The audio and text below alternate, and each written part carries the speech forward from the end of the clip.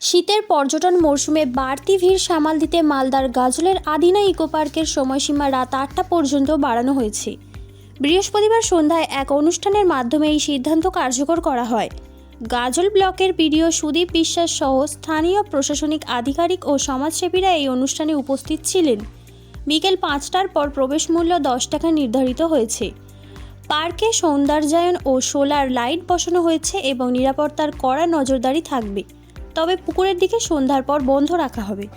পুকুর আছে তো অনেক এবং ওই দিকটা অন্ধকারও থাকে, তাই আমরা এই প্রোটেকশন না দিয়ে আমরা বাড়াতে পারবো না।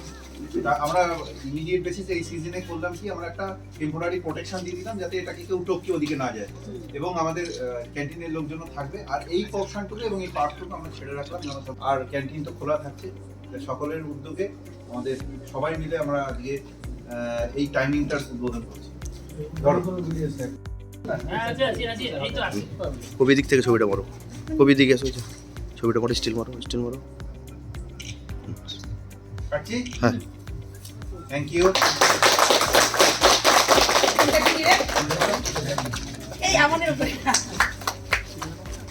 একদম একটু একটু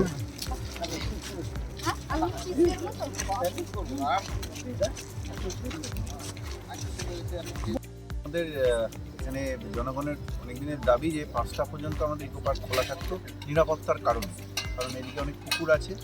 তাই জন্য আমরা এই সিজনে যেটা করলাম, পুকুরের সাইডটা ঘিরে রেখে আমরা সকলের সম্মতিক্রমে আমরা এই টাইমিংটা 5টা থেকে বাড়িয়ে 8টা করলাম। আর যেহেতু পুরো ইকো পার্কটা খোলা থাকবে না, 5টার পর যারা ঢুকবে তাদের প্রবেশ মূল্যটা আমরা অর্ধেক করে দিই আগের তুলনায়, মানে আগের তুলনায় 5টার পর। তার আগে যখন পুরো ইকো পার্ক খোলা থাকে 5টা পর্যন্ত, সেখানে পুরো প্রবেশ মূল্য দিয়ে ঢুকতে হবে।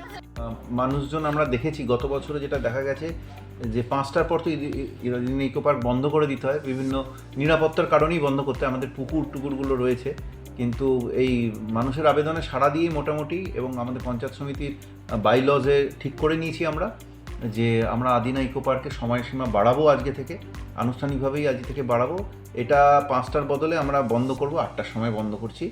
আর এর জন্য আপাততভাবে যে 5:30টার পর যারা ঢুকবে, মানে আগের টাইমের পরে যারা ঢুকবে, তাদের টিকিটের দামটাও আমরা অর্ধেক করে দিয়েছি।